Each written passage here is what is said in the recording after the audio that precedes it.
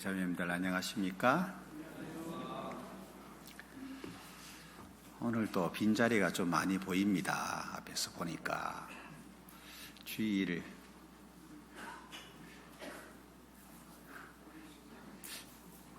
출석을 잘 하셔야 되는데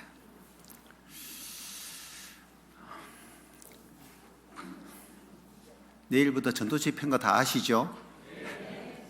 모르면은 간첩입니다. 집회 때 어떻게 하셔야 될까요? 전도할 사람을 데려오는 것이 가장 잘하는 일이고, 말씀 들을 새로운 영혼들을 모시고 참석하는 분은 정말 하나님께 칭찬을 받는 것이 마땅하고, 집회 준비를 잘 하셨다는 의미도 되겠습니다. 얼마의 영혼이 이번에 참석하게 될지 알지 못하지만 좀 많이 오면 좋겠는데, 우리가 준비한 만큼 참석하게 되니까 일단은 집회를 열어봐야 알겠고요. 인도할 사람이 마땅히 없더라도 성도님들 전혀 참석하셔서 집회에 임하도록 하시고, 집회 이제 기간이 나를 위한 시간이 되도록 하시고, 지금 현재 교회 출석을 잘 않고 계시는 분들이 있죠. 한때는 잘 나오셨는데 지금 이런저런 이유들로 인해서 교회 생활을 않고 있는 분들, 대부분은 구원을 얻지 못한 분들이라고 생각은 할 수가 있는데, 현재 신앙을 보이질 못하고 있기 때문에, 그러나 구원받은 것이 확실한데도 지금 좀 실족한 상태에 있어서 세상에 지금 머물러 있는 분들도 있을 거예요. 이런 분들을 좀 찾아보시고요. 전도 집회에 하여튼 참석해서 말씀 들어야지 회복이 되거든요. 그래서 전도 집회 때에 그런 분들을 좀 나오게끔 해서 그분들이 영적으로 좀 깨어날 수 있는 그런 좋은 기회가 되도록 하는 것도 필요하겠다 싶습니다. 그래서 이제 내일부터 시작되니까 오늘 하루밖에 사실 시간이 없으니까 내일 물론 이제 저녁 전까지는 또 활동할 수 있겠습니다만은, 하여튼 최선을 다해서 집회를 위한 준비를 하도록 그렇게 해야 되겠다 싶습니다. 하나님께 기도하겠습니다.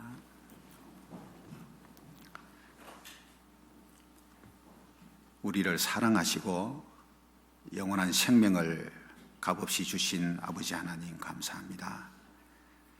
하나님이 주신 새 생명 가운데서 새로운 인생을 보내고 있는 우리들, 항상 천국을 소망하고 장차 들어가 영원히 하나님의 백성으로 하나님과 함께 살 그 나라를 사모하면서 이 땅에 주어진 육체의 때를 보낼 수 있기를 바랍니다. 하나님께서 우리를 구원하신 목적이 무엇인지를 항상 기억하고 그 목적 안에서 합당하게 살아가도록 이끌어 주시기를 간구합니다. 하나님 말씀이 빛이 되어서 우리 영혼을 비추고 빛 가운데서 행하면서 어두움으로 방황하지 않도록 지켜주시기를 바랍니다.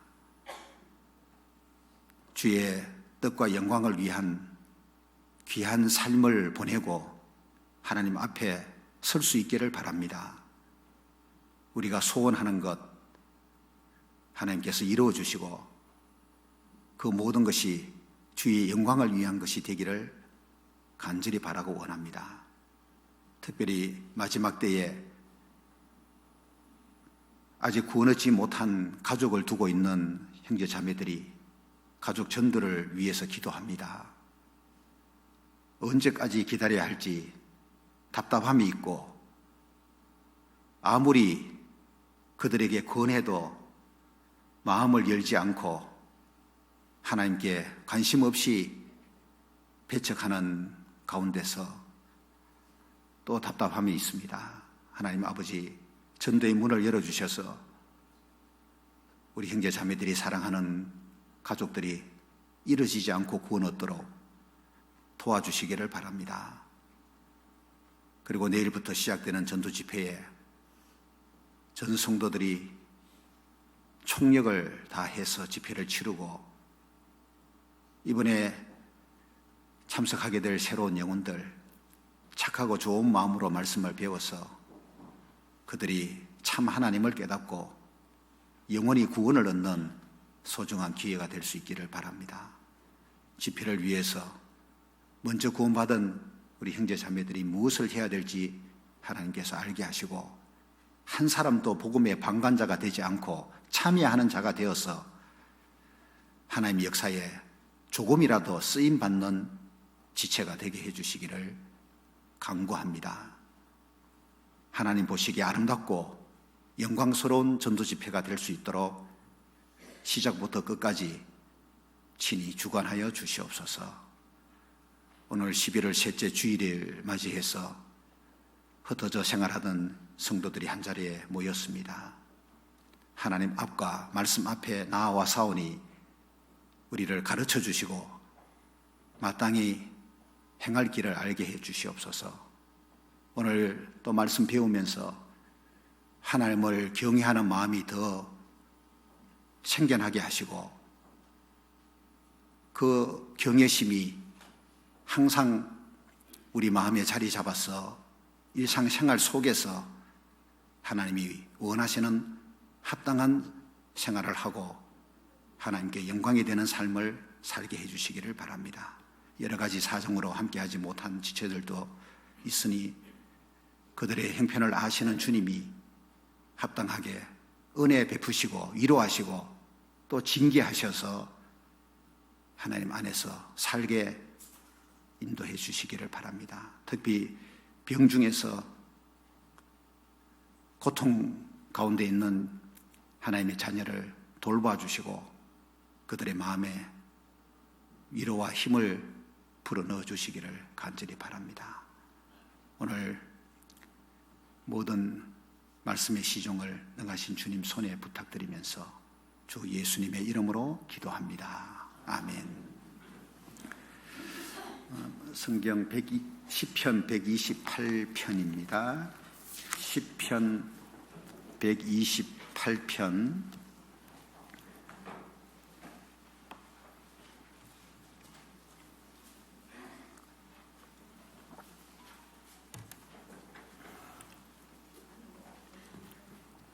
1절부터 6절까지입니다. 시편 128편 1절부터 6절까지입니다.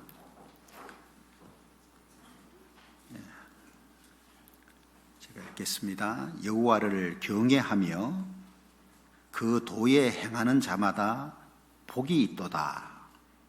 내가 내 손이 수고한 대로 먹을 것이라. 내가 복되고 형통하리로다. 내 집 내실에 있는 내 아내는 결실한 포도나무 같으며 내 상에 둘린 자식은 어린 감람나무 같으리로다. 여호와를 경외하는 자는 이같이 복을 얻으리로다. 여호와께서 시온에서 내게 복을 주실지어다. 너는 평생에 예루살렘의 복을 보며 내 자식의 자식을 볼지어다. 이스라엘에게 평강이 있을지로다.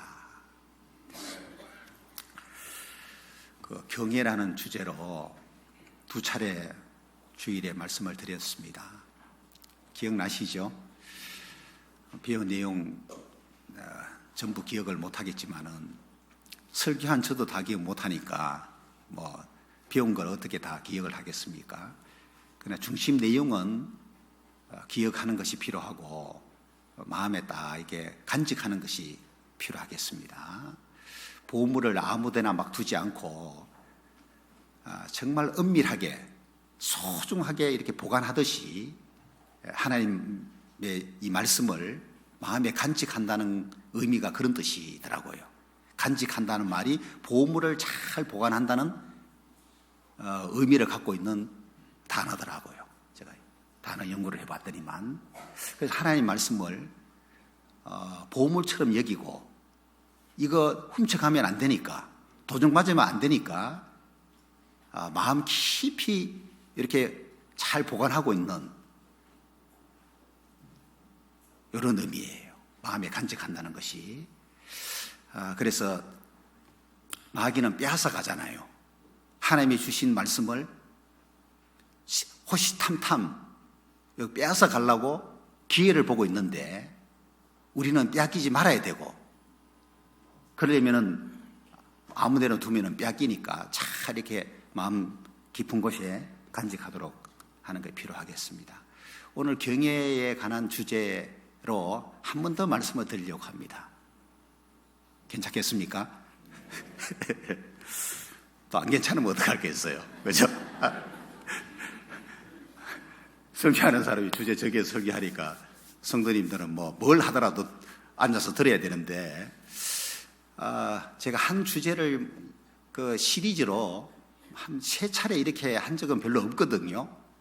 2번까지는 하더라도 3번 한 경우는 거의 없는데, 이 경외가 중요한 주제여서 하나님 백성에게 하나님 향한 이 경외하는 마음을 갖는다고 하는 것이 무엇보다도 중요한 부분이어서 또 말씀을 드리게 됩니다. 그리고 성경에 이렇게 경외에 관한 말씀이 많더라니까요, 이게.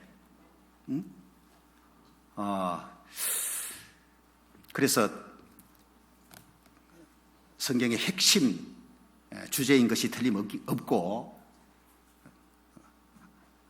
하나님 뜻대로 잘 살기 위해서 이 경외하는 마음을 가지고 산다는 것이 중요하니까 이 경외를 늘 생각하면서 또 마음에 새기고 생각하면 좋겠다 싶고요. 오늘은 이제 그 경외하는 사람들이 누리는 그 특권에 관한 말씀, 또 복에 관한 말씀을 조금 드려보려고 하는데요. 좀 전에 읽었던 시편 128편 안에 복이라는 단어가 세어봤습니까? 몇 번 나오던가요? 여러분 그거 잘 안 세죠? 복이라는 단어가 1절에 한 번 나오죠. 2절에 한 번 나오죠. 그리고 4절에 또 한 번 나오죠. 5절에 2번 나오죠. 총 몇 번입니까? 5번. 이 짧은 구절 안에 복을 5차례나 언급하고 있는데, 이 복이 누구에게 있냐 하면은 1절에요. 여호와를 경외하며 그 도에 행하는 자. 하나님을 경외하는 사람이 복을 누린다 그 말이에요. 그 복이 다방면에서 주어지는데 이 시편 128편은 가정의 시라고 합니다. 그래서 가정이 남편이 아내가 하나님을 잘 경외하는 삶을 살게 되면은 그 가정에 하나님이 복을 주신다. 실제로 이런 가정적으로요, 시편 128편처럼 하나님이 주신 복을 누리고 사는 가정이 있습니다. 왜 그런 복을 누리느냐 하면은 그 가정이 하나님을 경외하는 삶을 살고 있기 때문에 그런 거예요. 그래서 2절에는 네가 이 남편입니다. 가정의 남편, 네 손이 수고한 대로 먹을 거다. 네가 복되고 형통할 거다. 남편이 하는 일도 하나님이 복을 주셔가지고 뭔가 잘 되게 한다든지 형통케 하는 것이 있고, 3절에 내 집 내실에 있는 네 아내는 집 안에서 일하는 아내는 결실한 포도나무 같고 네 상에 둘린 자식은 어린 나무 같을 거다. 이 가정에 하나님이 이제 복을 주시는 걸 말합니다. 4절 여호와를 경외하는 자는 이같이 복을 얻으리로다. 5절에 여호와께서 시온에서 네게 복을 주실 것이다. 이게 이제 개인에게 복 주는 것이 있고, 너는 평생에 예루살렘의 복을 보며, 예루살렘은 공동체로 이해할 수가 있습니다. 개인에게도 복 주는 게 있고 공동체에게도 복 주는 게 있고, 그래 구원받은 사람이 하나님을 경외하는 삶을 살면은 그 개인도 복 받지만은 교회라고 하는 공동체도 복 받아요. 그 교회가 잘 된다니까 또요. 교회가 잘 되는 게 뭐겠어요? 교회를 통해서 하나님의 뜻이 이루어지고 교회가 평안하게 되고 안정을 이루게 되고 서로 사랑과 기쁨이 가득하고 그리고 복음이 전해져서 구원받은 사람이 많이 생겨나고 다 복이잖아요, 복. 그래서 성경 안에 하나님을 경외하는 사람이 있는가 하면은 하나님을 경외하지 않는 사람이 있어요. 그들의 결과를 보면은 똑같지가 않습니다. 고난이 있고 시련이 있어도, 그죠? 다윗처럼 엄청난 그 시련 가운데서 처해 있더라도 하나님을 경외하는 사람은 반드시 하나님이 복을 누리게 하신다니까요. 결국에는 형통하게 만드는 거예요. 그 과정 속에서 힘든 것이지, 그것도 필요한 것이어서 하나님이 주는 거잖아요. 욥에게도 그 엄청난 시련 준 거 보세요. 결국에는 복 주려고 한 거였잖아요. 욥의 결말을 너희가 봤다. 욥은 인내했고 결국 그 인내한 욥에게 하나님이 복을 주셨는데 그 결말을 너희들이 봤으니까 욥을 교훈 삼아서 시련을 만났을 때에 욥처럼 인내하는 게 필요하다. 그럼 시련 받는 과정 속에서는 많이 힘들고 괴롭겠지만은 결말은 복이다.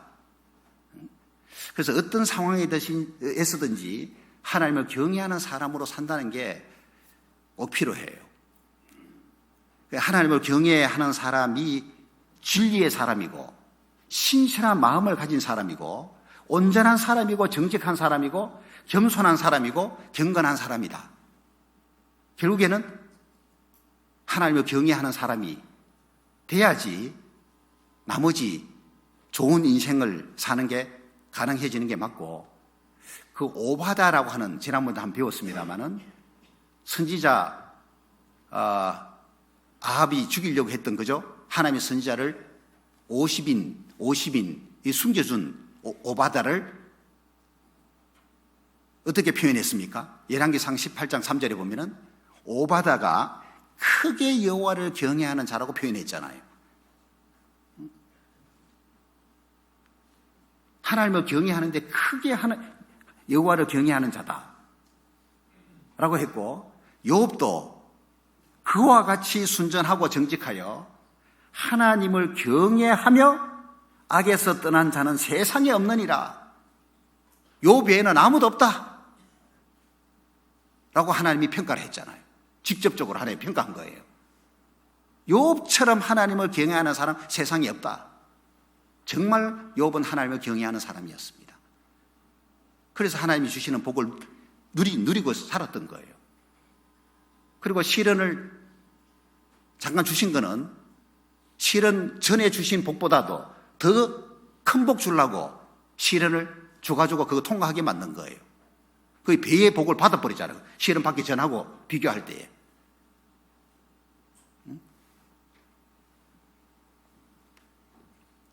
그리고 느헤미야 7장에 보면 하나냐라고 하는 사람을 말할 때에 이 하나냐가 위인이 충성되어 하나님을 경외함이 무리에서 뛰어난 자라고 표현을 한 거예요.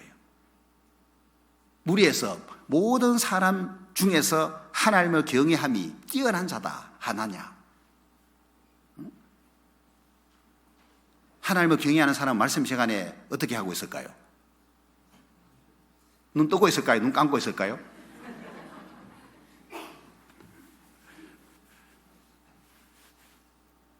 그래서 잠깐요, 그 하나님을 경외하지 않는 사람이 어떤 사람인지를 몇 가지 말씀을 좀 먼저 드려보겠습니다. 그 로마서 11장을 한번 찾아보시죠. 로마서 11장.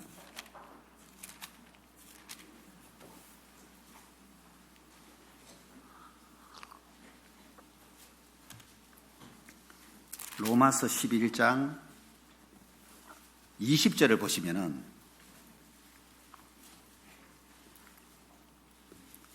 20절에요. 옳도다. 저희는 믿지 아니함으로 꺾이우고 너는 믿음으로 섰느니라. 높은 마음을 품지 말고 도리어 두려워하라. 자, 이 말씀은 뭐 유대인하고 이방인에 대해서 말씀하고 있는데 그거 다 설명드리기는 어렵고요. 이 20절을 후반부에 보면은 높은 마음을 품지 말고 도리어 두려워하라. 두려워하라. 경건한 두려움으로 이해한다면 이게 경외입니다. 하나님을 경외하라로 이해할 수 있는데 하나님을 경외하지 않는 사람이 누굴까요?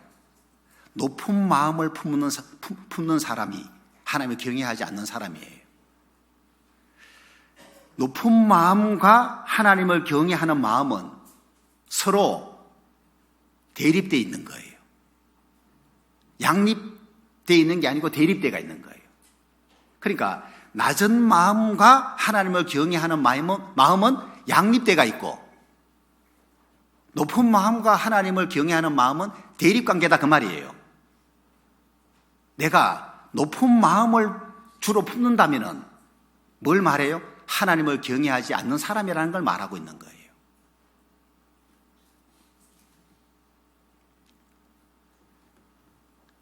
구원을 얻지 못하고 세상에서 막 잘 나가는 사람 있죠. 그 중에는 교만한 사람 많거든요. 육신적으로 세상적으로 뭔가 형통한 사람들은 대부분 목에 힘주고 살잖아요. 목이 뻣뻣해요. 그런 사람 낮은 마음을 품는 건 상당히 어렵습니다. 쫄딱 망하면은 그 환경에 의해서 마음이 낮아지는 경우가 생기죠. 그럴 때 구원을 받는 거예요. 대부분 구원받을 수 있는 적기가 그럴 때인데 구원을 받은 이 믿음 안에서도 높은 마음을 품는 사람이 있거든요. 그 사람은 왜 그러냐? 하나님을 경외하지 않아서 그런 거예요. 하나님을 경외하는 사람은 낮은 마음을 품는 사람이지 높은 마음을 품는 사람이 아니에요. 그래서 이 높은 마음하고 하나님을 경외하는 마음하고 이 두 가지 중 어느 하나가 존재하는 곳에는 다른 하나가 절대로 존재할 수 없다는 사실을 알아야 돼요. 왜? 양립할 수가 없다니까요, 이게. 한 공간에 함께 못 있는다 그 말이에요. 그러니까 내가 높은 마음을 딱 가지면은 하나님을 경외하는 마음은 그 자리에 있을 수가 없어요. 딴 데 가 있어야 돼요. 이거 내 안에 없는 거예요. 내가 쫓아내버리는 거예요. 그런데 하나님을 경외하는 마음을 내가 딱 가지고 있으면은 높은 마음이 못 들어와요. 자리 잡을 수가 없는 거예요, 그게. 그 높은 마음이 자리 잡고 있는 곳에는 하나님을 경외하는 마음이 존재하지 않는다 그 말이에요. 이거 확실한 거예요. 개인적으로 체험한 분들도 있을 것이고 체험하지 않더라도 이건 틀림없는 사실이에요. 그래서 하나님을 경외하는 마음이 자리 잡고 있는 그곳에는 교만함이 있는 게 아니고 겸손함이 있는 거예요. 그래서 사람이 겸손한 마음을 딱 가진 거 보면은 이 사람 마음이 하나님을 경외하고 있구나. 요거를 볼 수가 있는 거예요. 대부분 사람이 자기가 가지고 있는 부라든지 지위라든지 재능 이런 것들로 인해서 이제 교만 떠는 경우들이 있거든요. 그런데 그런 걸 다 가지고 있더라도 세상적으로 많은 걸 가지고 있더라도요. 하나님을 경외하는 사람은 결코 교만하지 않아요. 한없이 겸손하다니까요. 우리 교회 안에서야 뭐 사회적으로 높은 지위에 있는 분이 별로 거의 없지만은 서울중앙교회만 하더라도요. 엘리트급에 있는 분들 많습니다. 법 쪽에 있는 분들도 있고 큰 회사를 경영하고 있는 분들도 있고 얼마든지 세상에서는 떵떵거릴 수 있는 위치에 있는 분들이 계시거든요. 그런데 그렇게 낮은 마음 가지고 생활한다는 거예요. 그래서 종종 듣는 거잖아요. 학예 수양회 때 그 구전 봉사하는 거, 그거 사회에서는 있을 수 없는 일인 거예요. 높은 마음을 품으면 그걸 못하는 거예요. 어떻게 구전 일을 하냐고. 근데 낮은 마음을 다 품고 사회적인 그 위치 내세우지 않고 겸손한 마음 딱 가지고 하는 거예요. 야고보서 4장 6절에 보면은 하나님이 교만한 자를 물리치신다는 말씀하셨죠. 교만한 사람이 하나님을 경외한다면은 하나님이 물리칠 수가 없잖아요. 하나님 은혜 주셔야 되고 받아야 되는데, 그 교만한 자를 물리친다는 얘기는 교만한 자가 하나님을 경외하는 사람이 아니기 때문에 그런 거예요. 그래서 하나님이 주시는 복을 교만한 사람은 받기가 어렵습니다. 로마서 12장 16절입니다.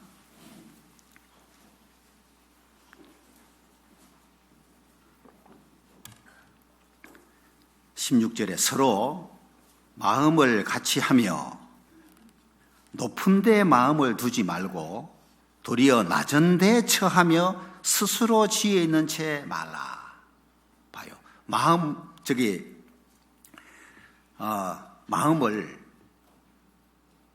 어디다가 두어야 되느냐 하면은 높은 곳에 마음 두지 말고 낮은 곳에 두라. 그랬잖아요. 그러니까 하나님을 경외하는 사람은 자기 마음을 높은 곳에 두는 사람이 아니고 낮은 곳에 두는 거예요. 낮은 곳에 두고 있다 보니까 스스로 지혜 있는 채 말라. 자기가 지혜 있다고 생각지 않는 거예요.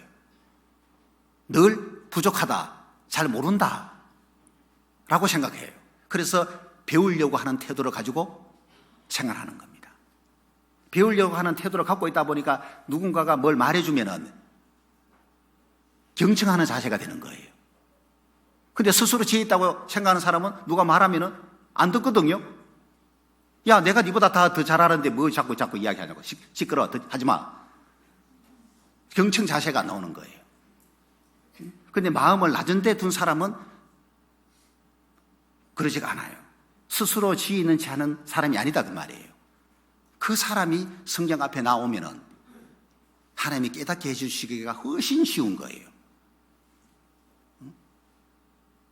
하나님 말씀 배워도 그 말씀이 속속 귀에 들어간단 말이에요. 그리고 그 말씀을 통해서 지혜 얻는 것이 훨씬 더 쉬워지는 것이 맞습니다. 그래서 하나님을 경외하지 않는 사람 첫 번째가 이 교만한 마음 갖는 사람이에요.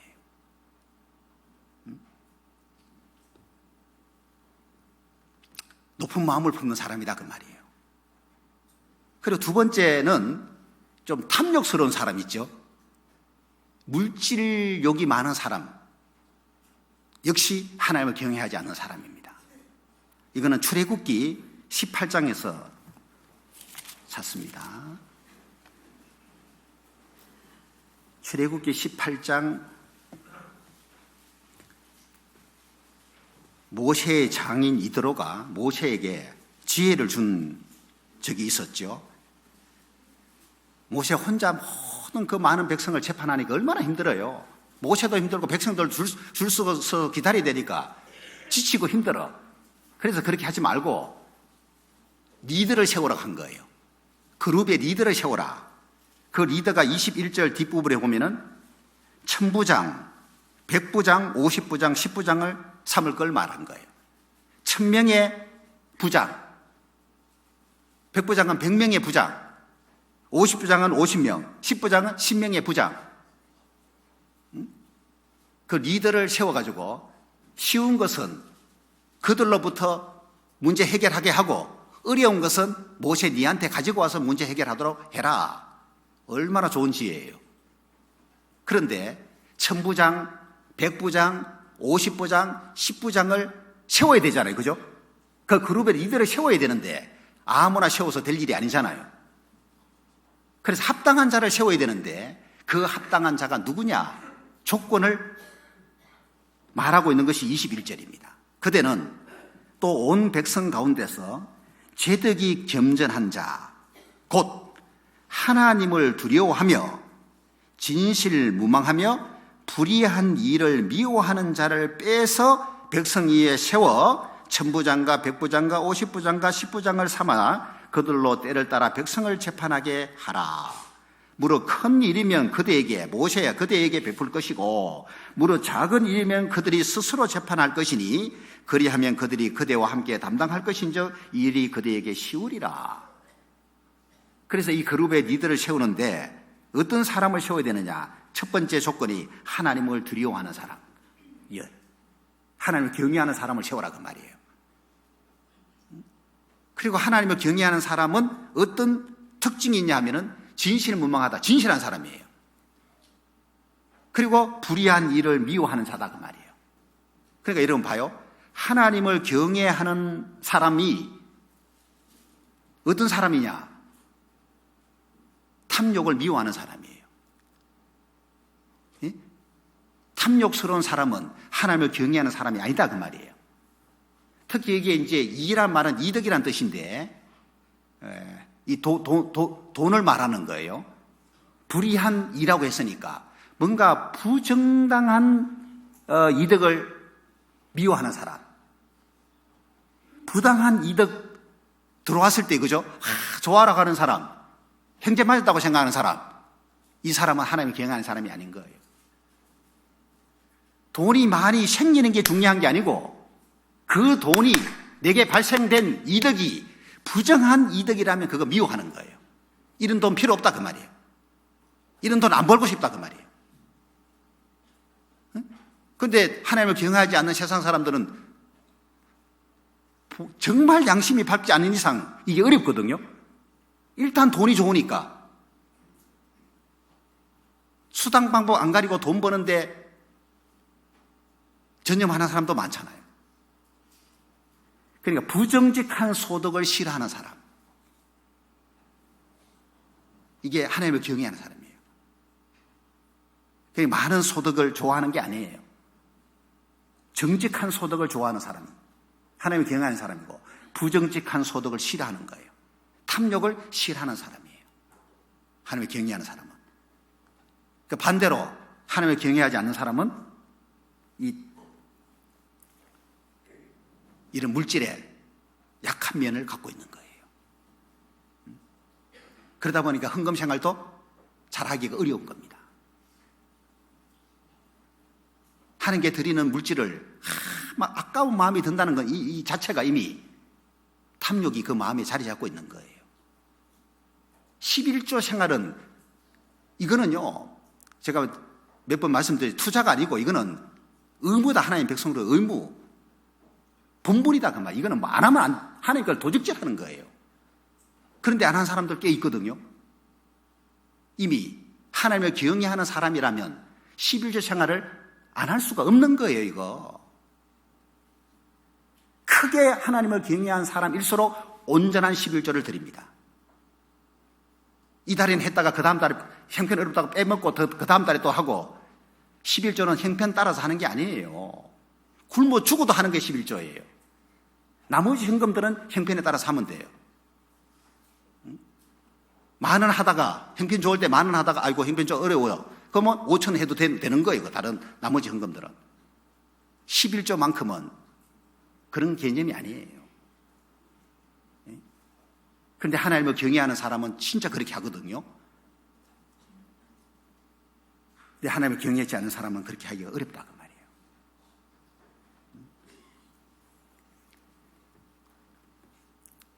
그리고 세 번째, 하나님을 경외하지 않는 사람은 요 거짓말하는 사람, 정직하지 못하고 거짓말하는 사람이죠. 이 하나님을 경외하지 않는 사람이에요. 이사야서 57장을 봅니다.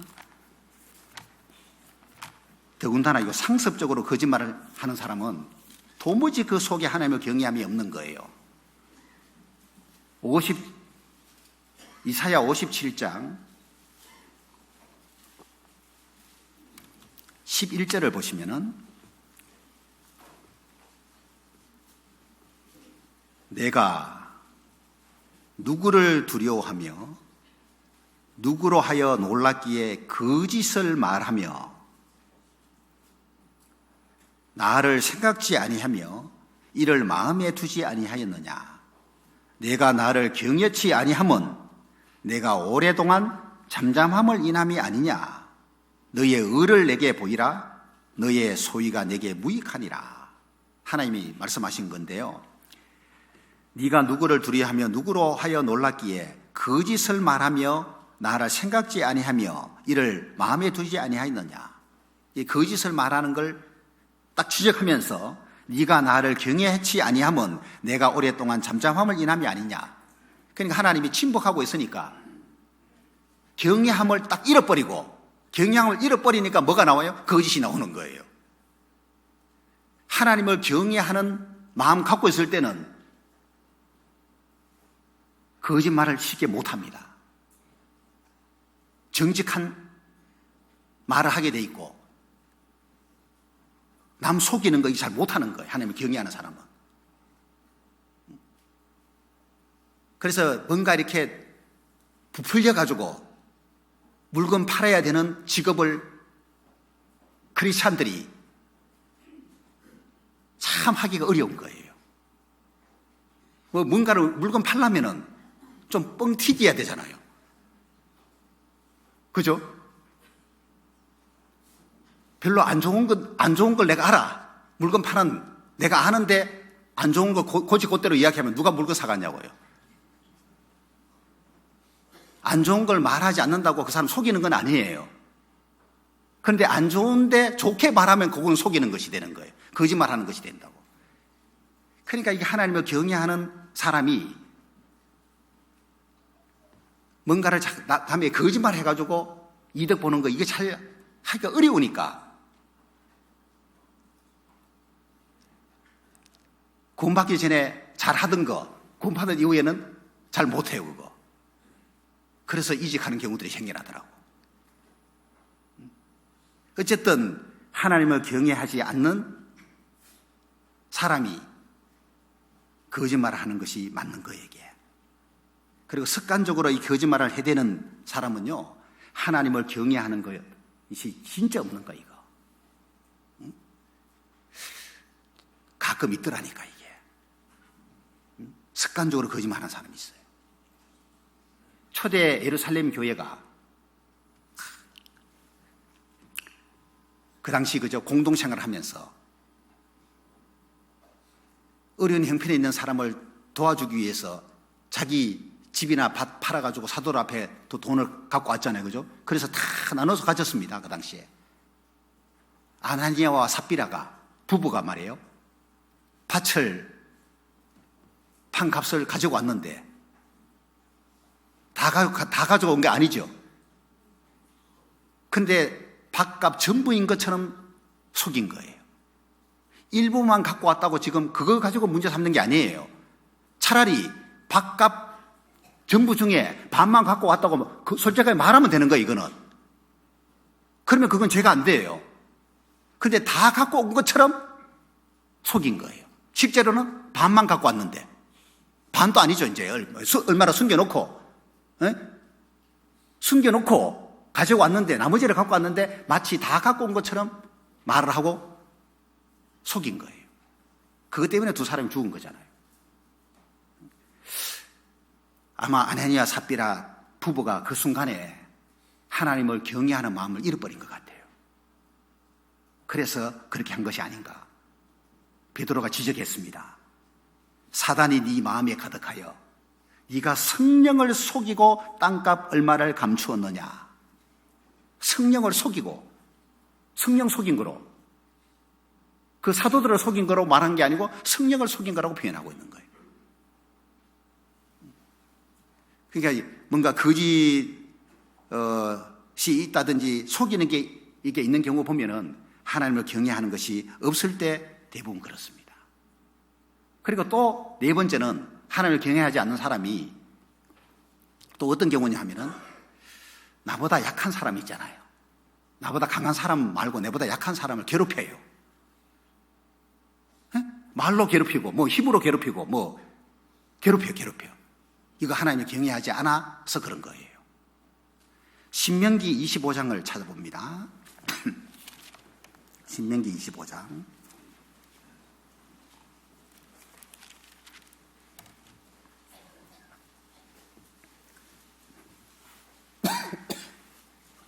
17절 보시면은 17절에요. 너희가 애굽에서 나오는 길에 아말렉이 네게 행한 일을 기억하라. 곧 그들이 아말렉이 하나님을 두려워하지 아니하고 그랬죠.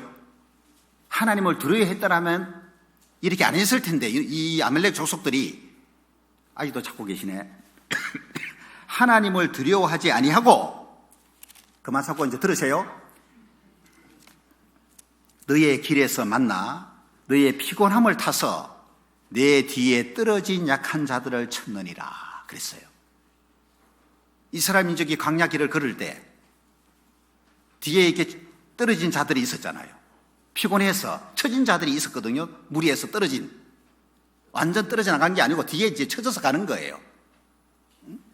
이런 사람 뒤 따라와가지고 죽였다 그 말이에요. 아말렉이 강한 자가 아니고 약한 자를 쳤다. 이 아말렉이 왜 그렇게 했느냐? 하나님을 두려워하지 아니하고. 이 경우가 아말렉에게만 해당되는 게 아니고 우리 안에도 해당됩니다. 이게 나보다 약하다고 여겨지는 사람, 내게 잘못 안 하면은 안 괴롭히지만은 내게 뭔가 이렇게 잘못한 게 딱 생기면 괴롭히는 게 있는 거예요. 이게 하나님을 경외하지 않는 사람이라는 걸 말하는 거예요. 이게. 그래서 어떤 사람은 힘으로 괴롭히고, 어떤 사람은 말로 괴롭히고, 어떤 사람은 재산으로 괴롭히고, 어떤 사람은 비방으로 괴롭혀요. 괴롭힘 당한 분들은 알 거예요. 그런 괴롭힘 당한 분들은 좀 강한 사람이 아니고 좀 약한 자들이 대부분인데, 누가 나를 괴롭히면 어떻게 생각하면 될까요? 저 인간은 하나님을 경외하지 않는 인간이구나. 하나님을 경외하지 않는 사람이구나. 저 형제는, 저 자매는. 이렇게 생각하면 돼요. 그리고 참으세요. 싸우지 말고.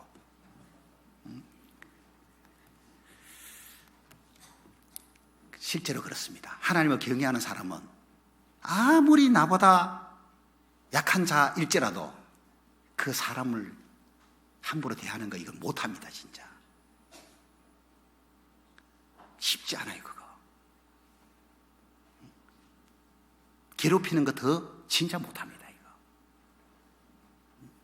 양심이 괴로워서라, 내 양심이 괴로워서라도 못해요. 그거. 근데 아주 뻔뻔스럽게 그렇게 하는 경우 보면은 진짜 하나님을 경외하는 마음이 없는 거예요.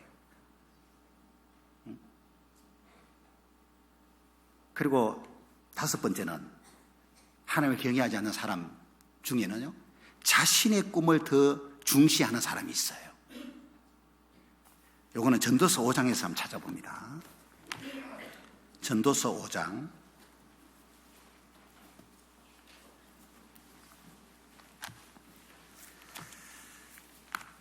전도서 5장 7절을 보시면은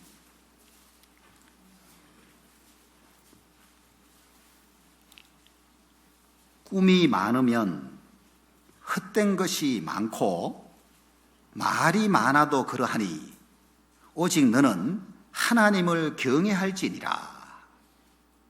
아니 꿈이 많은 걸 헛되다고 말하면서 너는 하나님을 경외해라. 한 구절 안에 이 말씀을 하고 있는 거 보면은 하나님을 경외하는 것은 꿈을 지나치게 마음 쓰는 것하고 대조된다는 걸 말하는 거예요.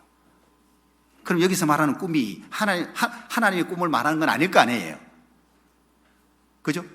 세상 사람들이 꾸는 꿈이 있잖아요. 그걸 말하는 거잖아요.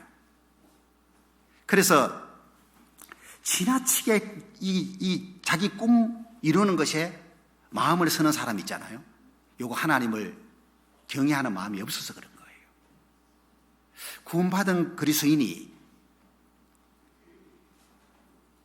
하나님의 꿈은 꾸야 되지만은 이 세상의 꿈을 꾸는 사람이 되어서는 안 돼요. 그래서 하나님을 경외하는 사람일수록 세상 꿈을 점점 버리게 됩니다. 맞아요? 틀려요? 진짜 맞습니다. 그게.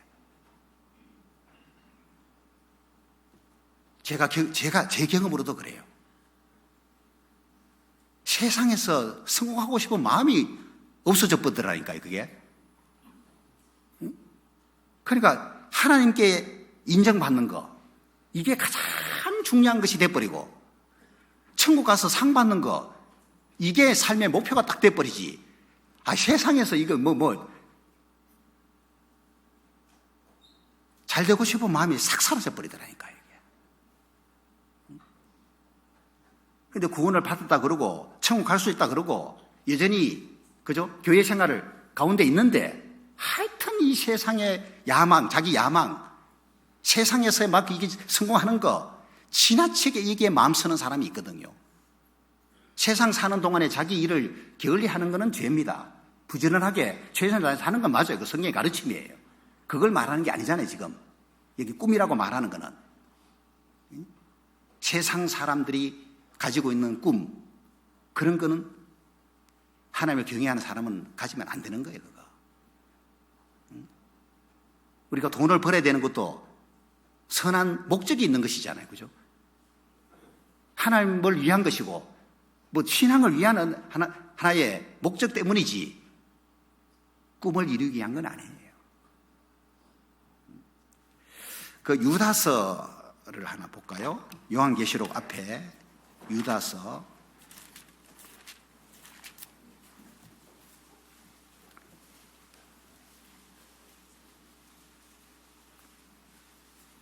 8절에 보시면은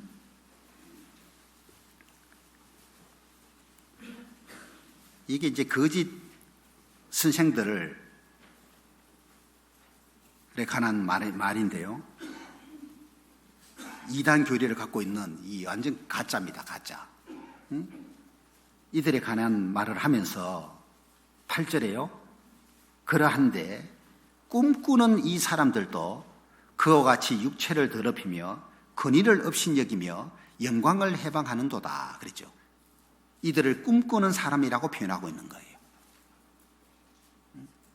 이 하나님을 경외하지 않는 사람이니까 이렇게 되는 거예요. 진실한 크리스찬은 꿈꾸는 사람이 아닙니다. 하나님의 꿈을 꾸어야 되고 세상의 꿈을 꾸어서는 안 되는 사람이다. 그렇게 볼 수가 있겠습니다. 자, 이제 하나님을 경외하지 않는 사람에 대한 부분을 몇 가지 말씀을 드렸고, 이제 경외하는 사람이 누리는 복에 관한 말씀을 몇 가지 드려보도록 하겠습니다. 시편 115편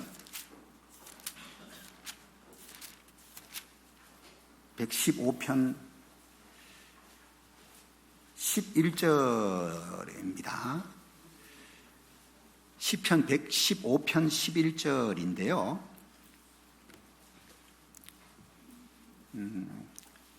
11절 함께 읽습니다. 여호와를 경외하는 너희는 여호와를 의지하라.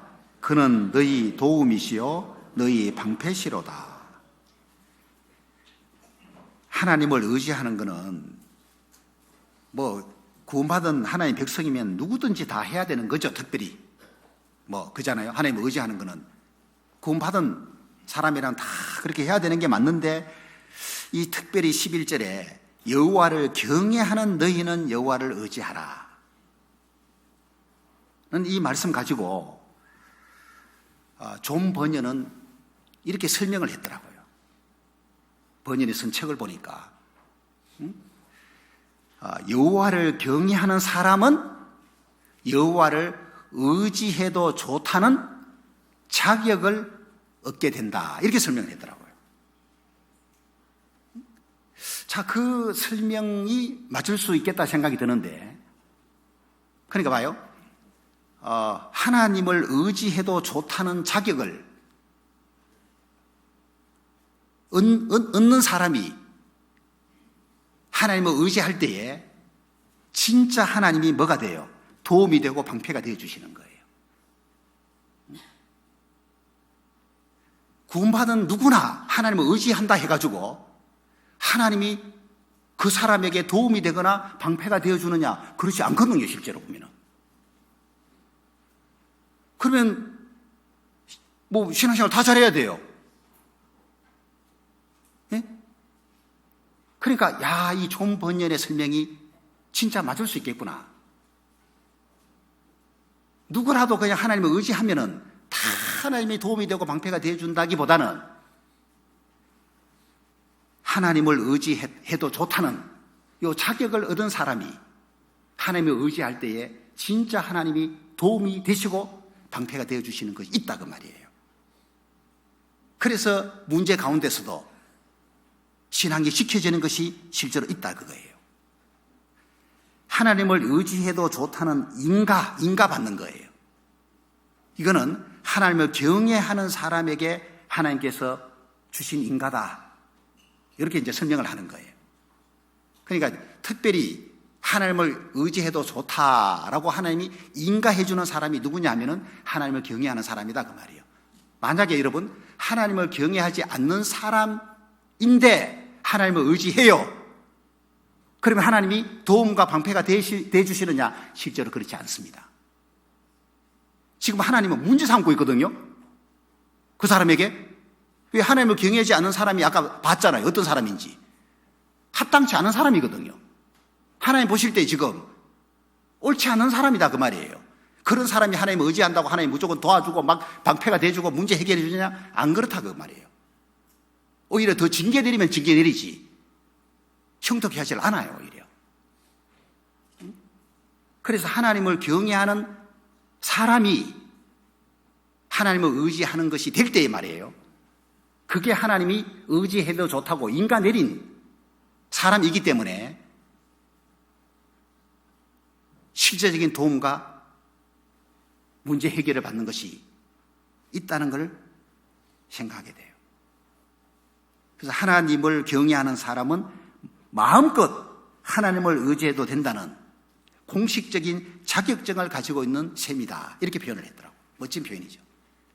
자격증. 천국에 들어갈 자격증은 다 갖고 계신가요? 그 자격증 우선 천국 못 들어가잖아요. 천국에 들어갈 자격증은 소지했는데 이제 그것만이 아니고 말이에요. 하나님을 의지해도 된다는 공식적인 자격증. 이걸 가진 사람이 시시때때로 하나님을 의지하면은 진짜 하나님이 도움과 방패가 되어주시는 것이 있다 그 말이에요. 이걸 신앙적으로 체험하는 것이 필요해요. 체험하는 분들이 많이 있을 거예요 아마.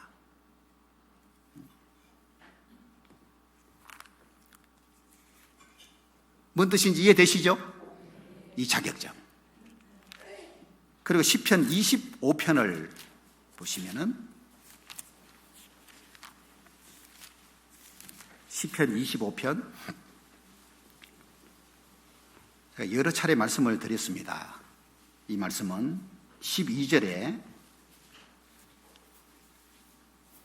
12절부터 14절까지 함께 읽습니다. 여호와를 경외하는 자 누구뇨? 그 택할 길을 저에게 가르치시리로다. 저의 영혼은 평안히 거하고 그 자손은 땅을 상속하리로다. 여호와의 친밀함이 경외하는 자에게 있으며 그 언약을 저희에게 보이시리로다. 하나님을 경외하는 사람이 누리는 복 중에 하나가 또 뭐냐면은 첫 번째는 하나님을 의지할 수 있는 자격을 얻는다고 하는 것이었고, 두 번째는 하나님께서 길잡이가 되어주신다고 하는 거예요. 길잡이 아시죠? 여호와를 경외하는 자 누구냐? 그 택할 길을 저에게 가르치시리로다. 길잡이가 되어준다 그 말이에요. 어느 길로 가야 될지를 모를 때에, 특히 갈림길에 놓여 있으면 그렇죠. 왼쪽으로 가야 될지 오른쪽으로 가야 될지, 야 이거 참 고민이잖아요. 두 길 중에 한 길을 택해야 되는데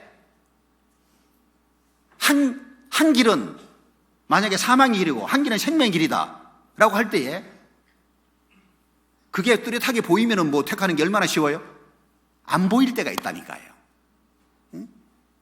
뭔가 선택을 잘 해야 되는 문제가 놓여져 있는데 어느 길로 선택해야 될지 아주 이게 막막할 때가 있어요. 그럴 때에 하나님을 경외하는 사람에게 특별히 하나님이 길잡이가 되어가지고 선택할 길을 가르쳐 준다 그 말이에요. 가르쳐 주신다는 말이 손가락으로 신호한다는 뜻을 갖고 있는 단어라 그랬죠. 대충 가르쳐주는 게 아니라 알아서 가라고 하는 게 아니고 저리 가라고 얘기한 게 아니고 손가락으로 신호해 주는 거예요. 요 길이다, 요 길. 이게 아니고 요 길이야. 자세하게 하나님이 일러주시는 걸 말해요. 야, 그래서 이런 경험을 한 사람들은 조금 딱 지나고 보면은 야, 진짜 하나님이 바른 길로 가게끔, 그죠?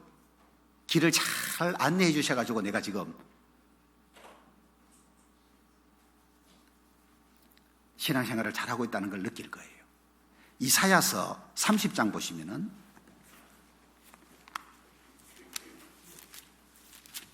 하나님을 경외하는 사람에게 하나님이 길잡이가 되어 주십니다.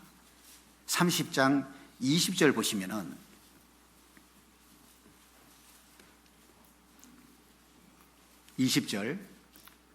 주께서 너희에게 환난의 뜻과 고생의 물을 주시나 내 스승은 다시 숨기지 아니하시리니. 하나님이 스승을 숨길 때가 있고 숨기지 않을 때가 있어요.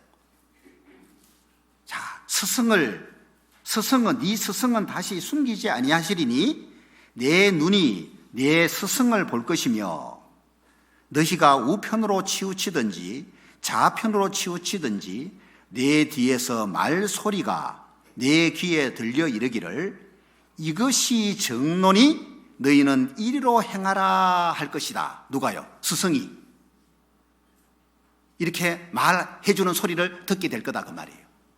이게 일종의 택할 길을 하나님 가르쳐주는 거예요. 그럼 택할 길을 가르쳐주실 때에 방법 중에 하나가 뭐냐 하면 스승을 통해서 가르쳐주는 것이 있습니다. 그 스승이 이 당시에는 선지자가 그 역할을 한 것이고 교회 시대에는 전도자가 말씀을 가르치는, 전하는 전도자가 스승 역할을 하고 있는 건데, 여러분들 설교 시간에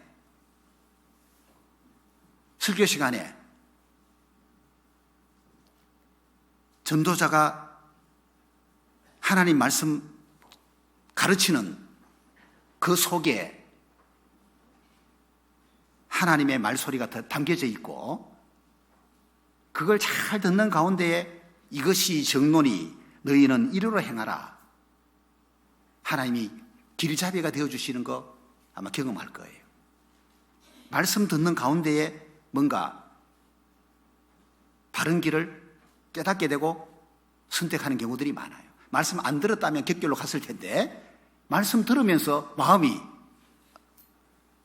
이게 정해지는 거예요.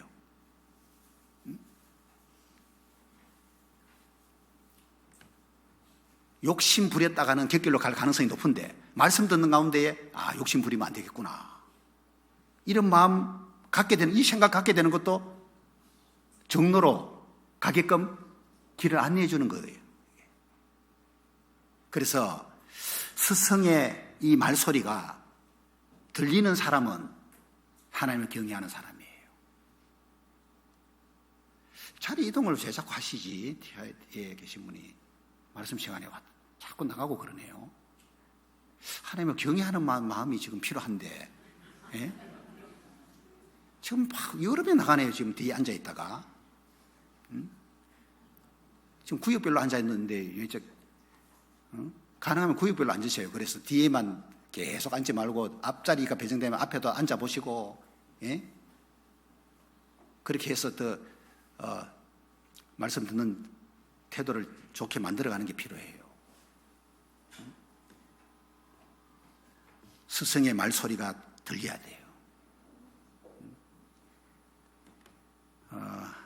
그래서 시편 32편 8절에 보면은 내가 너의 갈 길을 가르쳐 보이고 너를 주목하여 훈계하리로다 그랬죠. 그게 하나님이 교사가 되기도 하고 인도자가 되기도 하는 걸 말해요. 그런데 너희가 무지한 말이나 노새같이 되지 말라. 무지한 말과 노새같이 돼버리면은 이게 경외하지 않는 걸 말하는 거니까 하나님이 길잡이가 되어주지 못한 거예요, 그 사람에게는. 그래서 잘못된 길을 가는 경우들이 이제 많이 생겨나는 거예요. 그 이스라엘 왕들 보면은 참 희한하게도요, 하나님을 경외하는 마음을 가졌을 때는 뭐가 잘 들리느냐 하면은 스승의 말이 잘 들리는 거예요. 선지자가 하는 말 있죠? 이게 잘 받아들이지는, 하나님의 말씀을 받아들이고 옳게 받아들이고 그 말씀대로 그냥 순종하는 게 쉬워지는데, 희한하게도요, 하나님을 경외하는 마음 딱 잃어버리면은 대부분 그 마음이 겸손합니까? 교만합니까? 교만해져 버려요. 그렇게 겸손했던 왕도 하나님을 경외하는 마음 잃어버리면은 금방 마음이 교만해져 가지고 선지자가 하는 말이 들리지가 않는 거예요. 참 희한해요, 그거. 그래서 막 그 옳은 소리 해주면 그거 못 듣고 있죠. 막 분노하고 말이에요. 기어코 자기 고집대로 하다가 우시아 같은 왕은 문둥병이 들어버렸잖아요. 왕이 드리면 안 되는 제사를 분향을 하려고 할 때에 81명이 그 성소에 들어가가지고 막으려고 하는데 그것도 못 막았잖아요, 결국에는. 81명이 들어갈 정도면 이게 지금 보통 일이 아닌 거예요. 왜? 우시아 왕이 분향하면 안 되는 문제이기 때문에, 이거 하나님 앞에 큰 문제가 되기 때문에 81명이 들어가서 막으려고 하는데 못 막았잖아요. 왜? 안 듣는 거예요, 안 듣는 거예요. 딱 듣고 그 순간에 스톱해버려야 되는데 스톱이 안 되는 거예요. 분향을 하려고 하는데 그걸 막으니까 오히려 화가 올라가지고 승질 내면서 계속 그 분향하려고 하다가 이 하나님이 쳐버리잖아요. 문둥병이 걸려버린 거예요. 그래서 하나님을 경외하는 마음 잃어버리면은 참 이게 하나님이 길잡이가 되어주셔야 되는데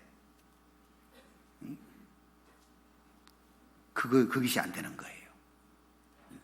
그 해야 될 행동이 있고 하지 말아야 될 행동이 있는데 이게 잘 안 되는 거예요.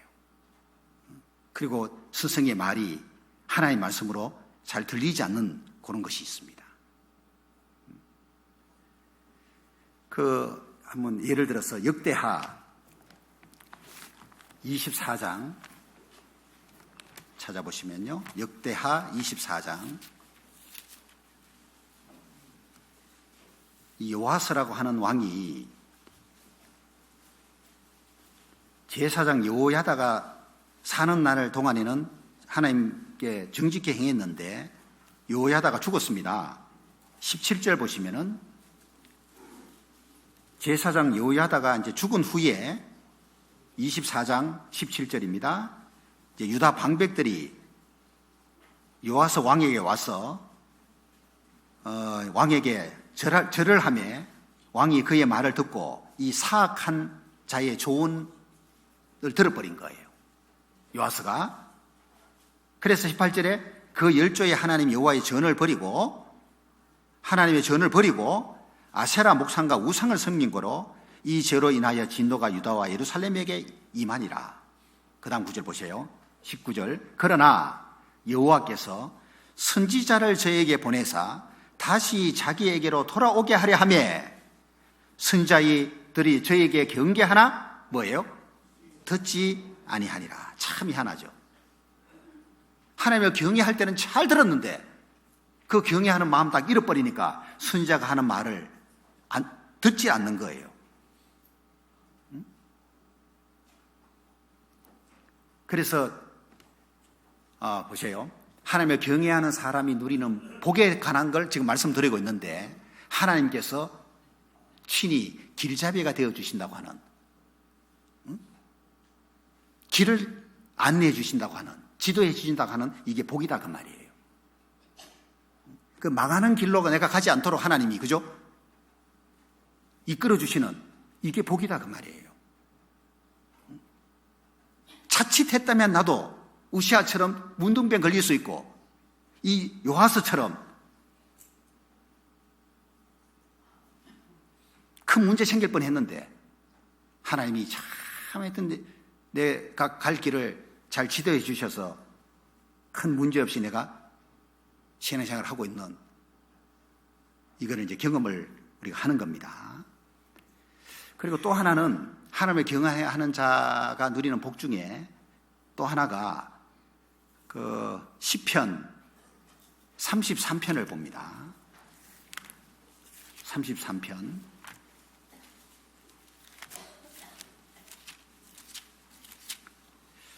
시편 33편 18절 19절을 보시면은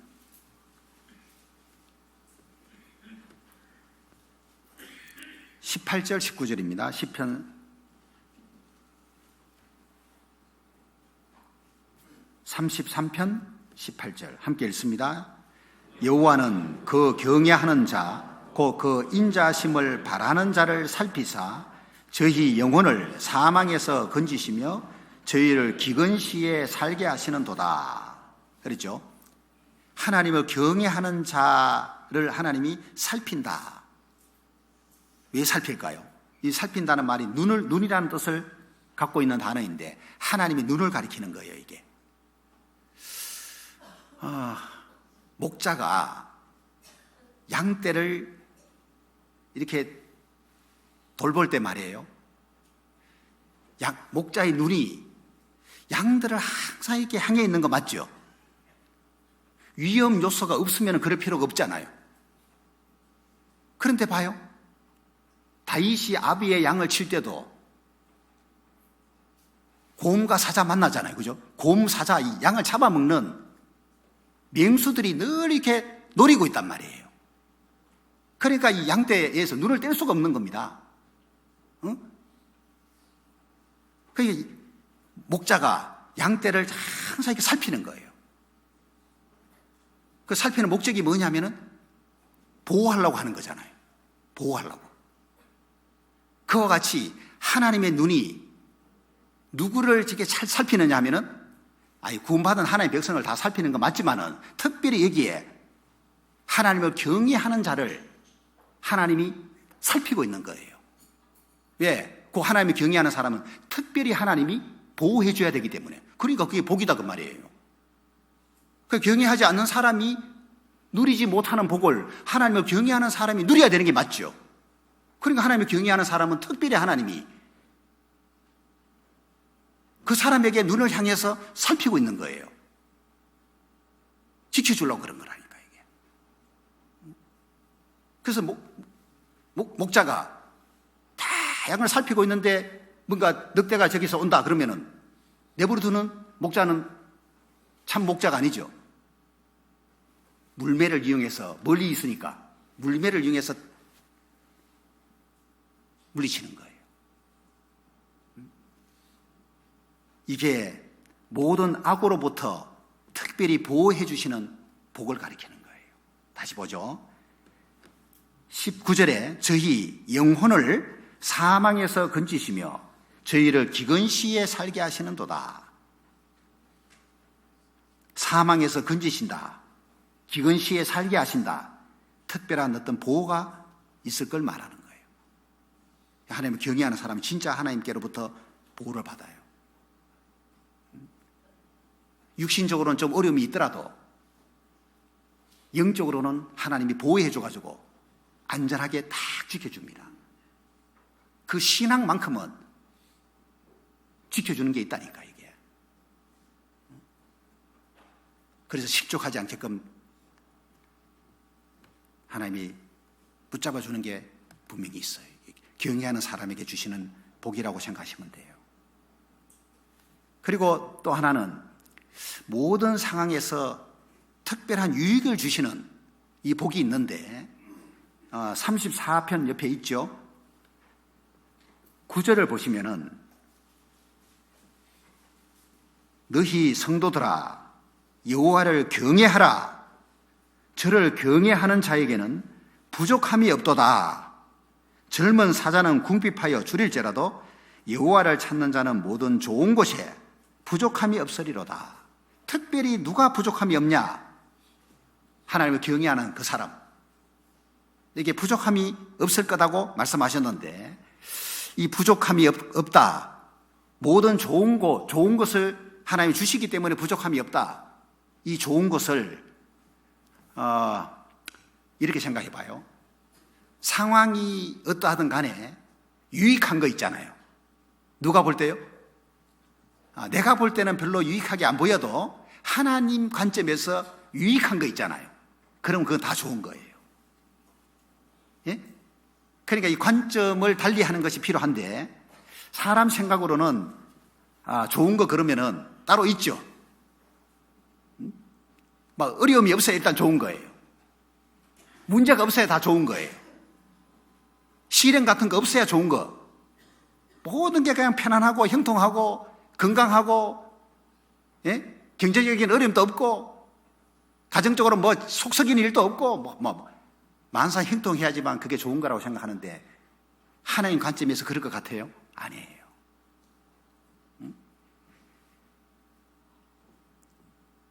사람 관점에서는 좋은 것으로 여겨질지라도 신앙적으로 볼 때는 그게 유익하지 않는 경우들이 있을까요, 없을까요? 있거든요. 그러면 그건 좋은 것이 아닌 거예요. 육신적으로는 좋은 것이 맞는데 영적으로는 좋은 것이 되지 못할 경우들이 많아요. 그래서 항상 성경 안에서 좋은 것을 이야기할 때는, 예? 뭔가 영적 삶에 있어서 유익한 측면으로 생각하는 게 좋을 것 같아요. 예? 영적으로 유익하다면 다 좋은 거예요. 그래서 하나님이 하나님을 경외하는 사람에게 특별히 좋은 거 주시는데, 이게 복이잖아요. 이 좋은 것을 유익한 것으로 생각을 해보면 좋겠다 싶어요. 유익한 것. 그래서 요셉이, 예를 들어서 요셉이 아버지 집에서 사랑을 독차지하는 생활을 할 때, 그죠? 자, 봐봐요. 육신적으로 좋은 거 누리고 있었잖아요, 그죠? 그것도 하나님이 주신 거라고 생각해 보세요. 자, 그것도 좋은 거 맞아요. 아버지로부터 사랑받는 게 얼마나 좋은 거예요? 그리고 유익한 것도 맞고 좋은 거 맞아요. 그런데 그러면 요셉이 애굽의 종으로 팔렸죠. 보디발 집의 종이 됐잖아요, 그죠? 그러면 이거는 좋은 거예요, 나쁜 거예요? 이거는 사람 생각으로는 딱 나쁜 거야, 이게. 이걸 좋은 거라고 생각지 않아요. 그게 사람 관점이다, 그 말이에요. 근데 하나님 관점에는 좋은 거예요, 나쁜 거예요? 좋은 거예요, 그것도. 아버지 집에서 사랑만 받는 것만 좋은 게 아니고 보디발 집에 들어가서 종살이하는 것도 하나님 관점에는 좋은 거예요. 왜 좋은 거라고 말하느냐? 유익한 거기 때문에 그렇다, 그 말이에요. 고생해야 되지만은 유익한 거기 때문에 좋은 거예요. 그게 왜 유익한 거죠? 장차 요셉을 애굽의 곡물 치리자로 세울 때에 꼭 필요한 걸 거기서 배우는 거잖아요. 경제를 배우고, 예? 감옥에 2년 동안 같이 있는 동안에는 그 정치하는 사람들이니까 그 사람 관리하면서 정치를 배우고 사람 배우는 거예요. 배움의 시간이기 때문에 유익한 거예요. 그래서 좋은 거라고 말이에요. 그 개념을 이렇게 딱 잡으세요. 어떤 상황에서든지 배우는 것이 된다면은 그건 다 좋은 거다. 이렇게 생각을 하면은 맞을 것 같아요. 그죠? 그러니까 좋은 상황에서 배울 수 있는 게 있고 어려운 상황에서 배울 수 있는 게 따로 있잖아요. 포커스를 어디 맞춰야 돼요? 배우는 것에 맞추고 사는 게 좋아요. 그러니까 유익한 거다, 그 말이에요. 아무리 좋은 환경 속에 있어도 배우는 게 없으면 그게 뭐가 유익하냐, 그 말이죠. 배우는 게 없는데. 배운 게 없다면 뭔가 성장될 수가 없고 하나님이 더 크게 그 사람 쓸 수가 없잖아요. 배운 것이 없는데.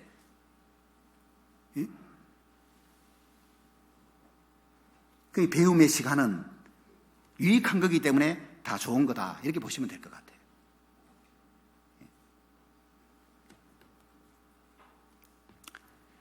그 시편 84편 보시죠.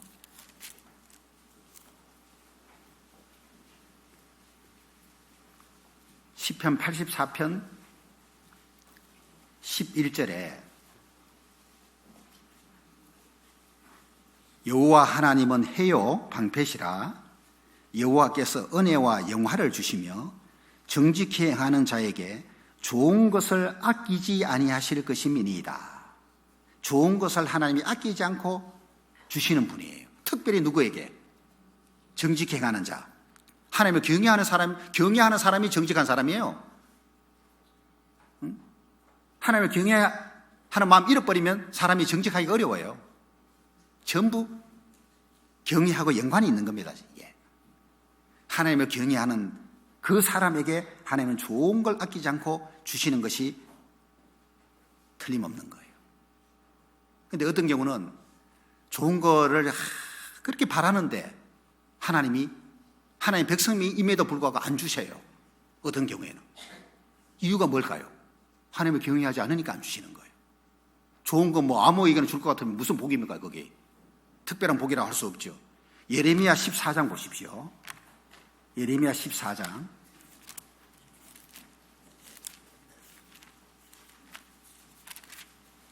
예레미야 14장 19절을 보시면은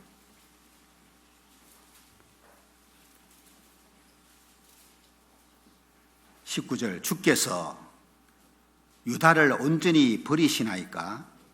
주의 심령이 시온을 싫어하시나이까? 어찌하여 우리를 치시고 치료하지 아니하시나이까? 우리가 평강을 바라도 좋은 것이 없고 치료받기를 기다려도 놀람을 보나이다. 예? 우리가 평강을 바라는데 좋은 것이 안 오고 치료받기를 기다리는데 치료가 안 되고 놀람을 더 보게 된다. 이유가 뭘까요? 20절. 여호와여, 우리가 우리의 악과 우리 조상의 죄악을 인정하나이다. 우리가 주께 범죄하였나이다. 결국 하나님을 경외하지 않는 사람이다 그 말이에요. 그래서 바라는 것은 있는데 하나님이 그 바라는 것대로 안 주시는 것이 있는 거예요. 그런데 하나님을 경외하는 사람은 바라는 거 주실까요? 안 주실까요? 좋은 거 아끼지 않고 하나님은 주시는 분이다. 그런데 그 좋은 것이 유익되는 것으로 이해하면 된다 그 말이에요. 고난당한 것이 내게 유익이라. 이로 인하여 내가 주의 율례를 배우게 되었나이다. 고난 없었으면 못 배웠을 것들을 고난을 통해서 배우게 됐으니까 고난이 유익이구나. 유익. 그러니까 고난도 좋은 것 속에 들어가는 거예요. 왜? 유익되니까. 맞습니까? 고난 당하기 전에는 내가 그릇 행하였더니 이제는 주의 말씀을 지키나이다. 그러니까 고난이 유익이다 그 말이에요. 이런 하나님 관점에서 좋은 것을 생각하는 것이 필요하겠다 싶어요.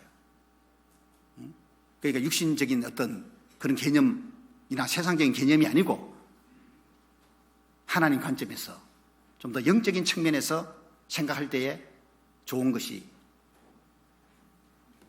뭔지를 좀 생각하면 좋겠고, 또 하나는 하나님을 경외하는 사람에게 하나님 주시는 복이 시편 147편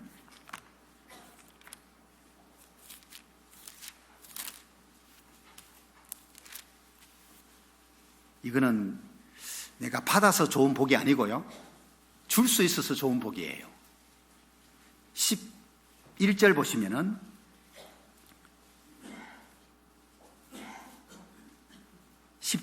여호와는 말의 힘을 즐거워 아니하시며 사람의 다리도 기뻐 아니하시고, 11절 함께 읽습니다. 자기를 경외하는 자와 그 인자하심을 바라는 자들을 기뻐하시는도다. 하나님이 누구를 기뻐하시느냐? 하나님을 경외하는 자를 기뻐하신대요. 그러니까 하나님의 기쁨의 대상이 누구냐 하면은 경외하는 사람이다 그 말이에요. 그러니까 내가 경외하는 사람이라면 나를 보고 하나님이 기뻐하신다 그 말이에요. 응? 기본적으로 부모가 자식을 보고 기뻐하는 건 있지만은 그러지 않은 경우들도 많아요. 그거는 부모의 입장에서 자식 개념, 자식의 하고의 어떤 그 관계 속에서 남하고 비교할 때 그죠? 자식을 기뻐하는 기쁨의 대상인 건 맞지만은 자식 바라보고 야, 이 자식 때문에 기쁘다 이런 경우 많던가요, 적던가요? 속썩일 때가 많은데 무슨 이 자식 바라보고 기뻐할 때가 많아요. 이놈아 이런 생각 들면은 기쁨이 아니잖아요. 그게 이게 하나님 백성을 하나님이 보실 때에 진짜 그럴 것 같아요. 예? 진짜 순종 잘하는 자식, 하나님을 경외하는 그 백성, 이 하나님의 기쁨의 대상이 된다고 하는 이걸 생각하면은 이게 또 복이잖아요. 그죠? 하나님을 내가 기쁘시게 해드리고 있다고 하는 이게 얼마나 큰 복이냐고요. 나를 통해서 하나님이 기뻐하신다. 이걸 생각하면 좋겠어요. 내가 하나님이 주신 것 때문에 기뻐하는 것만이 복이 아니고 내가 하나님을 기쁘게 해드린다고 하는 이것이 또 큰 복이라는 거, 이거 생각을 하면 좋겠어요. 경외하는 자를 하나님이 기뻐하신다고 하는 의미입니다. 이제 마지막 한 가지만 더 보면은 시편 115편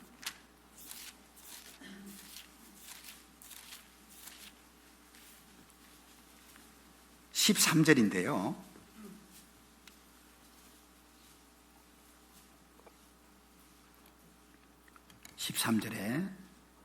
대소무론하고 여호와를 경외하는 자에게 복을 주시리로다.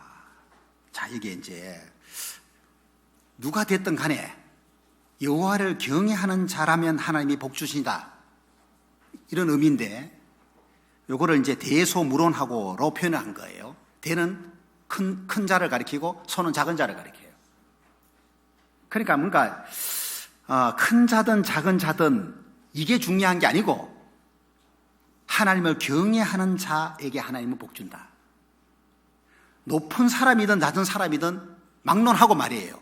하나님을 경외하는 그 사람에게 하나님이 복 준다. 이렇게 이해하면 맞는데, 그럼 여기에 좀 작은 사람 또는 낮은 사람, 대소할 때 이 소자가 그죠? 작은 자, 낮은 사람으로 이해하면 되는데 이 낮은 사람이 뭘 의미할까요? 자, 세상적으로 볼 때에 특별히 뭔가 존경을 받을 만한 것이 없는 사람이 있죠. 구원받은 사람들 중에는 세상적으로 볼 때 그렇다고 말이에요. 세상적으로는 존경을 거의 받지 못하는 사람이 있습니다. 누가복음 16장에 나오는 그 부자하고 거지 나사로하고 그죠? 거지 나사로 구원받은 사람이잖아요. 부자는 높은 사람의 이치에 있지만 그 거지 나사로는 아주 작은 자고 낮은 사람이잖아요. 그죠? 세상적으로 존경받는 사람이 아니에요. 거지 나사로가. 그런데 그 낮은 사람일지라도 하나님을 경외하는 자라면은 복을 받아요. 구원받은 이유도 마찬가지입니다. 하나님을 경외하는 사람이라면은 높은 사람이든 낮은 사람이든 막론하고 하나님은 복을 주신다. 그게 별로 가치 없는 존재로 여겨지는 사람일지라도 하나님을 경외하는 자라면은 하나님 복 주셔요.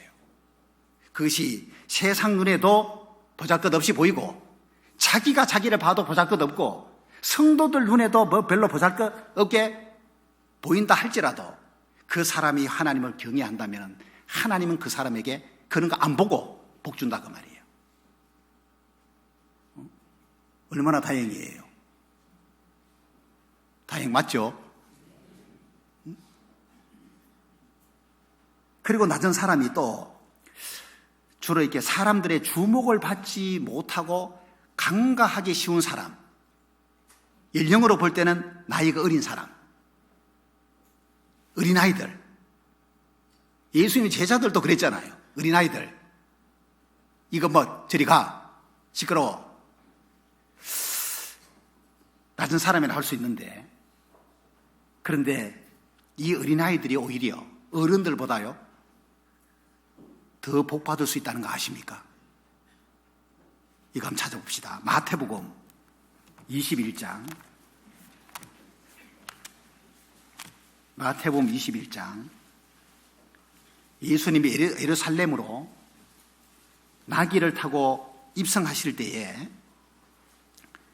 자, 8절에 보시면은 무리의 대부분은 그 겉옷을 길에 펴며 다른 이는 나무 가지를 베어 길에 펴고 앞에서 가고 뒤에서 따르는 무리가 소리질러 가로되 호산나 다윗의 자손이여 찬송하리로다 주의 이름으로 오시는 이여 가장 높은 곳에서 호산나 하더라. 예수님이 예루살렘 입성하는 걸 보고 막 찬송한 거예요. 호산나. 호산나가 주여 구원하소서 이런 의미잖아요.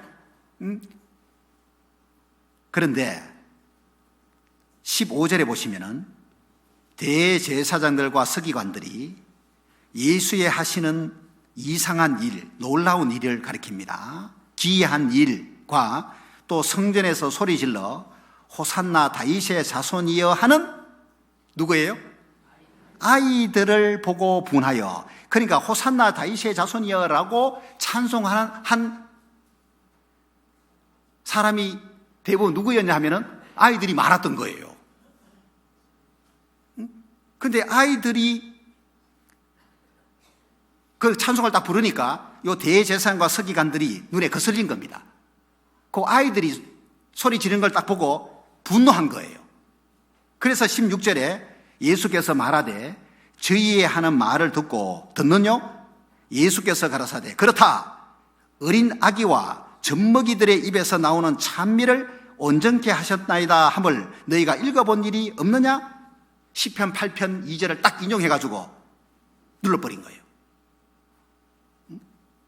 그러니까 여기 어린 아이들이 나이가 아주 적은 아이들인데 대제사장과 서기관들은 이들을 무시했지만은 예수님이 예루살렘 입성할 때에 호산나 주의 다윗의 이름으로 오시는 이여 찬송한 이 아이들 말이에요.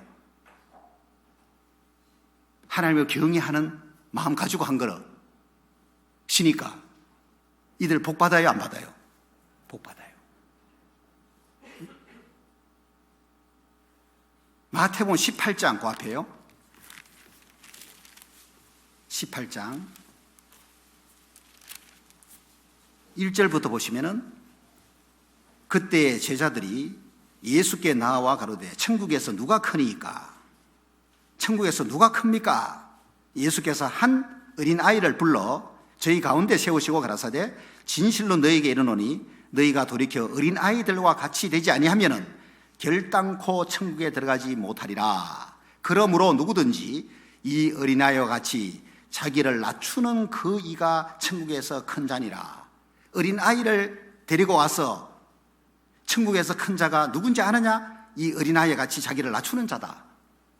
그러니까 어린아이하고 어른하고 비교할 때 말이에요, 자기를 낮추기가 쉬운 사람이 누구냐 하면 어린아이다 그 말이죠. 그러면 천국에서 큰 자라고 인정받기 쉬운 사람이 누구예요? 어린아이다 그 말이에요. 저는 이 말씀 딱 보면은 야, 이거 천국에서 누가 크냐는 이 문제는 자기를 낮추는 사람이 제일 큰 자라고 말씀하셨으니까 제일 자기를 낮추기가 쉬운 것이 어린아이예요. 그래서 야, 이 어린아이가 천국 가서 더 큰 상 받을 가능성이 이게 높구나 이거. 이런 생각을 하게 돼요. 어린이라고 이게 유리한 건 분명히 아닙니다. 어린아이가 더 큰 자라고 인정받을 가능성이 높다고 이게. 그래서 대소문론하고 큰 자나 작은 자나 뭐 어린이나 상관없다 그 말이죠. 또 뭐 높은 사람이든 낮은 사람이든 아무 상관없이 하나님은 누구에게 복을 주시느냐? 하나님을 경외하는 사람에게 준다 그 말이에요. 중요한 것은 나이도 아니고 사회적 위치도 아니고 가장 중요한 것은 하나님을 경외하는 사람이냐 아니냐가 중요하다 그 말이에요.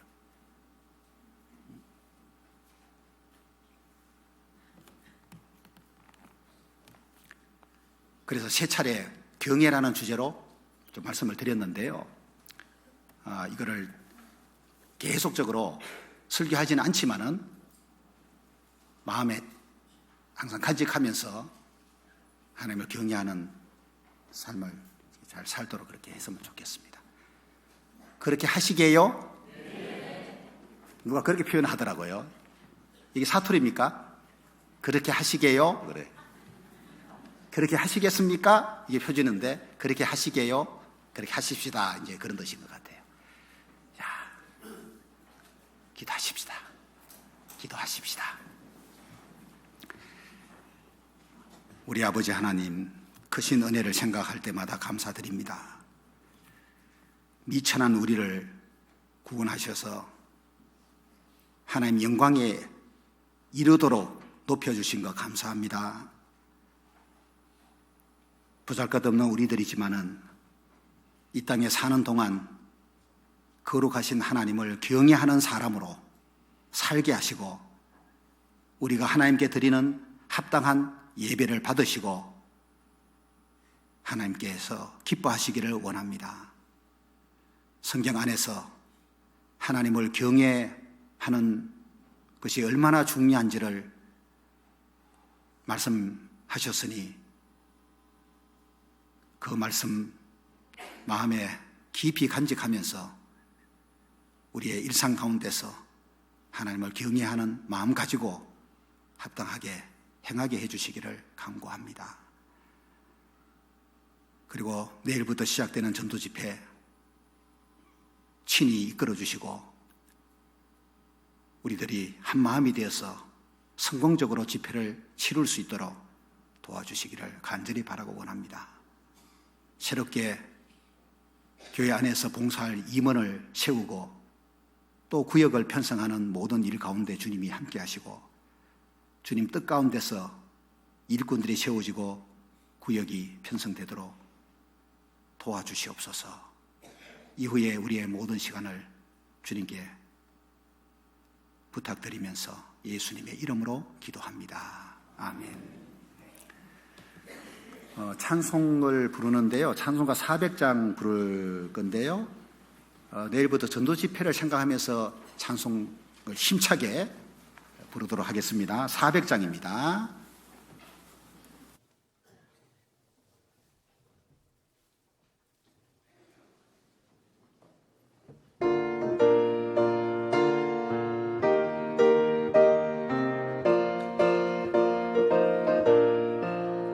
주의 진리 위에 십자가 군기 하늘 높이 쳐들고 주의 군사 되어 용맹스럽게 찬송하며 나가세 나가세 나가세 주 예수만을 위하여 목숨까지도 바치고 싸움터로 나가세 원수들이 비록 강할지라도 주의 군기 붙잡고 주의 진리 위에 용기 다하여 분발하여 싸우세 나가세 나가세 주 예수만을 위하여 목숨까지도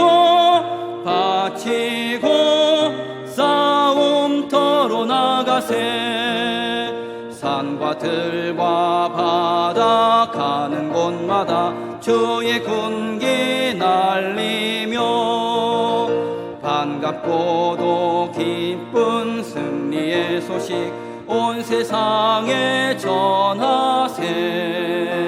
나가세 나가세 주 예수만을 위하여 목숨까지도 바치고 싸움터로 나가세.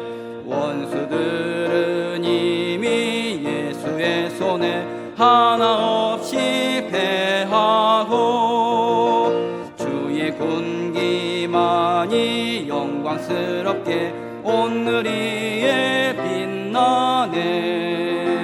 나가세 나가세 주 예수만을 위하여 목숨까지도 바치고 싸움터로 나가세. 자, 전도 집회는 싸움터로 나가는 겁니다. 한 주간 승리하십시다. 예, 봉사장님 교회 소식 전해 주시겠습니다.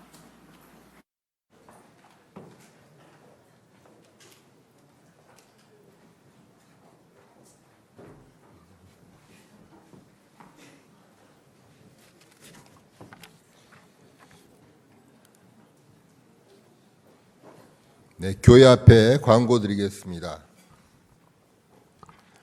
우리 교회 전도 집회가 다음 주부터 시작됩니다. 내일입니다. 11월 18일부터 24일까지 나상범 목사님께서 인도하십니다. 이를 위해서 많은 기도 부탁드립니다. 그리고 이제 전도 집회 시에 실천 사항이 있습니다. 중요한 것만 광고하겠습니다. 대집회의 성도님들은 전원 참석을 해주시고 새로운 영혼을 위해 기도해 주시기 바랍니다. 저녁 식사는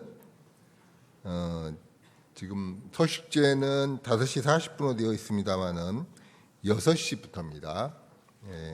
6시부터 7시까지 배식하오니 시간을 지켜주시기 바랍니다. 그리고 7시 20분까지 대강당에 들어와서 앉아주시기 바랍니다. 그리고 먼저 오신 성도님들은 앞자리부터 앉아주시고 뒷자리는 비워두셔서 늦게 오시는 분들이 앉을 수 있도록 배려를 해주시면 대단히 고맙겠습니다. 갈릴리 학교입니다. 갈릴리 학교가 오늘 오후 1시 40분 교육관 2층 중고등부실에서 있습니다. 직장조 모임입니다. 11월 17일 오늘입니다. 오후 2시에 소강당에서 있습니다. 봉사회 임원 모임이 오늘 오후 2시 2층 회의실에서 있습니다. 대집회 봉사 안내입니다. 안내 봉사 아래표 참조해 주시기 바랍니다. 주차 안내는 소병덕 형제님하고 청년회에서 맡아서 하시겠습니다. 교구 당번 안내입니다. 유아당하고 화장실 청소, 식당 청소는 아래표에 각 교구별로 당번이 정해져 있습니다. 대강당 청소 당번도 아래 참조해 주시기 바랍니다. 그리고 어머니의 식사 당번, 대집회 유아 당번 아래표 참조해 주시기 바랍니다. 전도 집회 때는 많은 물질이 필요합니다.